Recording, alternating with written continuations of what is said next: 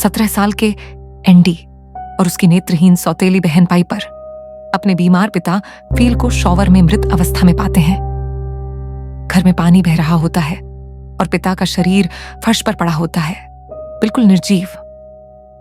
Cancer से जूझ रहे फील की मौत प्राकृतिक बताई जाती है, लेकिन इस घर में मौत के साथ कुछ और भी मर जाता है, भरोसा, सुरक्षा और बचपन। दोनों बच्चों को फॉस्टर होम भेज दिया जाता है, जहां उनकी मुलाकात होती है लॉरा से। एक अजीब, रहस्यमयी और जरूरत से ज्यादा मुस्कुराने वाली औरत। वो पहले भी कई बच्चों को पाल चुकी है। वहीं उन्हें मिलता है एक छोटा लड़का, ऑलिवर, जो बोलता नहीं। लॉरा बताती है कि उसकी बेटी कैथी की मौत के बाद ऑलिवर ने बोलना बंद कर दिया। एंडी को शुरू से ही कुछ अटपटा महसूस होता है।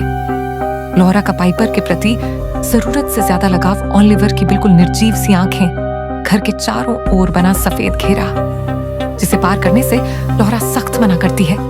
फ्यूनरल में लॉरा चुपचाप फील की लाश से बालों की एक लट चुरा लेती है। यह इशारा देता है कि यह सिर्फ शोक नहीं, कोई साजिश शुरू हो चुकी है। एक रात लॉरा एंडी को अपने पास बैठाकर उसकी भावनाओं के बारे में पूछती है।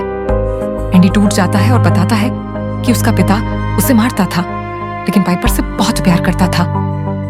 यह राज उसके अंदर एक जहर की तरह जमा था। लॉरा अपनी बेटी कैथी की मौत का जिक्र करती है, जो स्विमिंग पूल में डूब गई थी बारिश के दौरान। एंडी देखता है कि ऑलिवर को एक कमरे में बंद रखा गया है। उसे दया आती है और वह उसे बाहर निकालता है।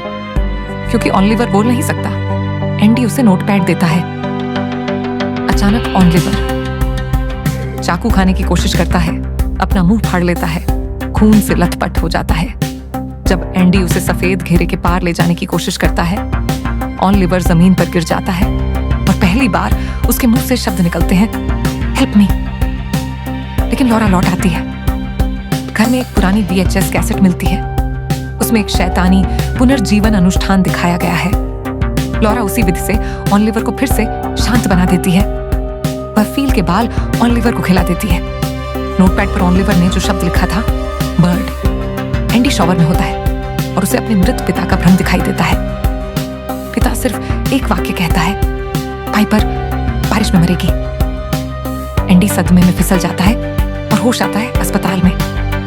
इधर लॉरा पाइपर को बगीचे के शेड में ले जाती है, जहां फ्रीजर के अंदर कैथी की लाश रखी होती है। वो पाइपर को कैथी का स्वेटर पहनाती है, जैसे वह जिंदा बेटी को तैयार कर रही हो। वहीं एंडी अस्पताल से लौटता है और लॉरा पूरी VHS टेप देखती है, जहां पूरा सच सामने आता है। शैतान का नाम है तारी। वह किसी बच्चे के शरीर में घुसाया जाता है। मृत शरीर को वह खाकर उसे किसी और मृत व्यक्ति के शरीर में उगल देता है। उसी तरह कैथी को पाइपर के शरीर में वापस लाने की योजना है। रात में लॉरा खुद पाइपर को मारती है और दोष एंडी पर डाल देती है, ताकि दोनों भाई बहन अलग हो जाएं। उधर ऑलिवर अब पूरी तरह टूट चुका है। वह दीवारें, बर्तन और खुद का शरीर खाने लगता है। वह अब इंसान कम, दानव ज्यादा बन चुका है। एंडी फॉस्टर एजेंसी जाता है और एक पोस्टर देखता है, मिसिंग चाइल्ड, कॉनर बर्ड। उसे समझ आ जाता है कि ऑलिवर असल में कॉनर है। वह सोशल वर्कर एंडी को सब बताता है। वे घर पहुंचते हैं और देखते हैं कि कॉनर कैथी की लाश खा रहा होता है। घबराकर वे भागते हैं, लेकिन लॉरा अपनी कार से वेंडी को कुचलकर मार देती है। एंडी को बारिश के गड्ढे में डुबोकर मार देती है। भविष्यवाणी पूरी हो जाती है, लेकिन शिकार अभी बाकी है। कॉनर अब एंडी का मांस खाने के बाद एंडी की आवाज में बोल सकता है। फिर पाइपर को बुलाता है। पाइपर को शक होता है। वह बाथरूम में बंद हो जाती है और वहीं उसे एंडी की लाश मिल जाती है। उसका दिल टूट जाता है। लॉरा पाइपर को जबरदस्ती पूल में डुबोने लगती है। बारिश हो रही होती है। सब कुछ वैसा ही जैसा VHS में दिखाया गया था। कॉनर पास खड़ा देख रहा होता है। पाइपर आखिरी बार कहती है, लॉरा का दिल कांपता है। वह हाथ छोड़ देती है।